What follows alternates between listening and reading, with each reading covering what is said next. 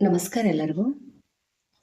ಇವತ್ತು ಕೊಡುವಂಥ ರೆಮಿಡಿ ಏನಂದರೆ, ನಿಮ್ಮ ಫ್ಯಾಮಿಲಿಯಲ್ಲಿ ಅಂದರೆ ನಿಮ್ಮ ಕುಟುಂಬದಲ್ಲಿ ಎಲ್ಲರೂ ಪ್ರೀತಿ ವಿಶ್ವಾಸದಿಂದಿರಬೇಕು ಮತ್ತು ಒಬ್ಬರ ಜೊತೆಗೆ ಒಬ್ಬರು ಚೆನ್ನಾಗಿರಬೇಕು.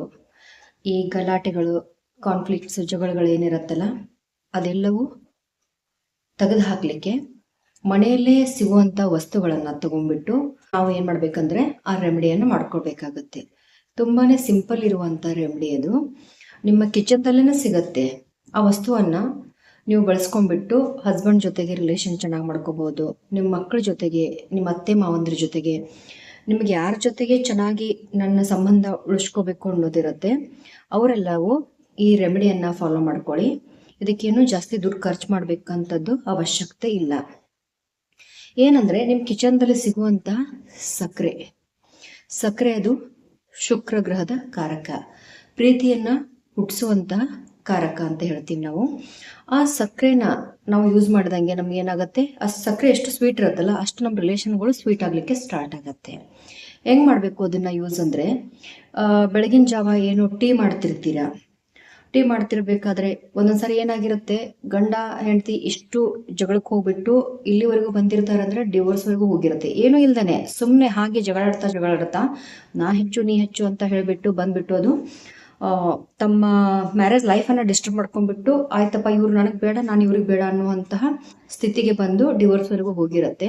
ಅಂಥ ರಿಲೇಷನ್ ಕೂಡ ನಾವು ಈ ಸಕ್ಕರೆಯಿಂದ ಸರಿ ಮಾಡ್ಕೋಬಹುದು. ಏನು ಮಾಡಬೇಕಂದ್ರೆ ಬೆಳಗಿನ ಜಾವ ಎದ್ಬಿಟ್ಟು ಒಂದು ಹಿಡಿ ಸಕ್ಕರೆನ ತಗೋಬೇಕು. ಸಕ್ಕರೆ ತಗೊಂಡಾದ ನಂತರ ಜಸ್ಟ್ ಹಸ್ಬೆಂಡ್ ಸಲುವಾಗಿ ಅಷ್ಟೇ ಅಂತಲ್ಲ, ನಿಮ್ಮ ಮಕ್ಕಳು ಇದ್ರೂ ಕೂಡ ಅವ್ರ ಸಲುವಾಗಿ, ನಿಮ್ಮ ಫ್ಯಾಮಿಲಿ ಮೆಂಬರ್ ಸಲುವಾಗಿ ನೀವು ಆ ಸಕ್ಕರೆಯನ್ನು ನಿಮ್ಮ ಬಲಗೈ ಮುಷ್ಟಿಯಲ್ಲಿ ಹಿಡ್ಕೊಂಡ್ಬಿಟ್ಟು ಸಂಕಲ್ಪ ಮಾಡ್ಕೊಳ್ಳಿ. ಏನಂದರೆ, ನನ್ನ ಫ್ಯಾಮಿಲಿ ಮೆಂಬರ್ಸ್ದು ನನ್ನ ಜೊತೆಗೆ ರಿಲೇಷನ್ ಚೆನ್ನಾಗಿರಲಿ, ಈ ಸಕ್ಕರೆ ಎಷ್ಟು ಸ್ವೀಟ್ ಇದೆ ಅಷ್ಟು ನನ್ನ ರಿಲೇಷನ್ ಸ್ವೀಟ್ ಆಗ್ತಾ ಹೋಗಲಿ, ಮತ್ತು ನನಗೆ ಎಲ್ಲರೂ ಸಪೋರ್ಟ್ ಮಾಡಿಬಿಟ್ಟು ಫ್ಯಾಮಿಲಿಯಲ್ಲಿ ನನಗೆ ಚೆನ್ನಾಗಿ ರೆಸ್ಪೆಕ್ಟ್ ಕೊಡಲಿ ಅಂತ ತಿಳ್ಕೊಂಡು ಹೇಳ್ಕೊಳ್ಳಿ. ಅದಾದ ನಂತರ ಆ ಸಕ್ಕರೆನ ತೊಗೊಂಡ್ಬಿಟ್ಟು ನೀವೇನು ಮಾಡಬೇಕಂದ್ರೆ, ಈ ಟೀ ಮಾಡ್ತಿರ್ತೀರಲ್ಲ ಆ ಟೀಗೆ ಆ ಸಕ್ಕರೆನ ನೀವು ಹಾಕಬೇಕಾಗತ್ತೆ. ಸಕ್ಕರೆನ ಹಾಕಿ ಅದೇ ಟೀಯನ್ನು ನೀವು ಎಲ್ಲರಿಗೂ ಕೊಡುವುದರಿಂದ ಏನಾಗತ್ತಂದರೆ, ನಿಮಗೆ ಅದೇ ಸಕ್ಕರೆನ ನೀವು ಏನು ಮಾಡಬೇಕು, ಆ ಟೀಗೆ ಹಾಕಿಬಿಟ್ಟು ಆ ಟೀ ಏನು ಮಾಡಿರ್ತೀರಲ್ಲ ಅದನ್ನು ನೀವು ನಿಮ್ಮ ಹಸ್ಬೆಂಡ್ಗಾಯ್ತು, ನಿಮ್ಮ ಮಕ್ಕಳಿಗಾಯ್ತು, ನಿಮ್ಮ ಫ್ಯಾಮಿಲಿ ಮೆಂಬರ್ಸ್ಗಾಯ್ತು ಕೊಡಿ.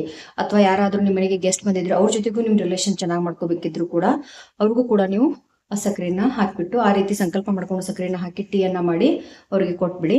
ಅದ್ರ ಜೊತೆಗೆ ನೀವು ಇನ್ನೊಂದು ಪವರ್ಫುಲ್ ಮಂತ್ರನ ಕೂಡ, ವಶೀಕರಣ ಮಂತ್ರ ಕೂಡ ನೀವು ಹೇಳ್ಕೊಂಡ್ಬಿಟ್ಟು ಹಾಕಿದ್ರೆ ಇನ್ನಷ್ಟು ಮಲ್ಟಿಪಲ್ ಆಗಿ ರಿಸಲ್ಟ್ ಸಿಗುವಂಥದ್ದಿರುತ್ತೆ. ಏನಪ್ಪ ಅಂದರೆ, ಆ ಸಕ್ಕರೆನ ಹಿಡ್ದಿರ್ತೀರಲ್ಲ, ಸಂಕಲ್ಪ ಆದ ನಂತರ ನೀವೇನು ಮಾಡಬೇಕಾಗತ್ತಂದ್ರೆ, ಓಂ ಆಕರ್ಷಾಯ ನಮಃ, ಓಂ ಆಕರ್ಷಾಯ ನಮಃ, ಓಂ ಆಕರ್ಷಾಯ ನಮಃ ಈ ರೀತಿ ಒಂದು 5 ಬಾರಿ, 7 ಬಾರಿ ಅಥವಾ 11 ಬಾರಿ ಮಂತ್ರವನ್ನು ನೀವು ಪಠಿಸ್ಬಿಟ್ಟು ಸಕ್ಕರೆನ ಹಾಕಿಬಿಟ್ಟು ಟೀಯನ್ನು ಮಾಡೋದ್ರಿಂದ ಈ ಡೇ ಬೈ ಡೇ ಇದು ನಿಮಗೆ ಇಂಪ್ರೂವ್ಮೆಂಟ್ ಕಾಣಿಸ್ತಾ ಹೋಗುತ್ತೆ. ಎಲ್ಲರೂ ಕೂಡ ನಿಮ್ಮ ಜೊತೆಗೆ ಫೆವರ್ದಲ್ಲಿ ಬಂದುಬಿಟ್ಟು ತುಂಬ ನಿಮ್ಮ ಮ್ಯಾರೇಜ್ ಲೈಫ್ ಆಯಿತು, ನಿಮ್ಮ ಫ್ಯಾಮಿಲಿ ಆಯಿತು ಚೆನ್ನಾಗಿರಲಿಕ್ಕೆ ಒಳ್ಳೆ ಅದ್ಭುತವಾದಂಥ ರೆಮಿಡಿ ಅಂತ ಹೇಳ್ತೀನಿ. ಈ ರೀತಿ ಸಿಂಪಲ್ ರೆಮಿಡಿಗಳನ್ನು ಮಾಡಿಕೊಂಡು ನಿಮ್ಮ ಸಮಸ್ಯೆಗಳನ್ನು ಪರಿಹರಿಸ್ಕೊಳ್ಳಿ. ಎಲ್ಲರಿಗೂ ಒಳ್ಳೆಯದಾಗಲಿ. ಧನ್ಯವಾದಗಳು.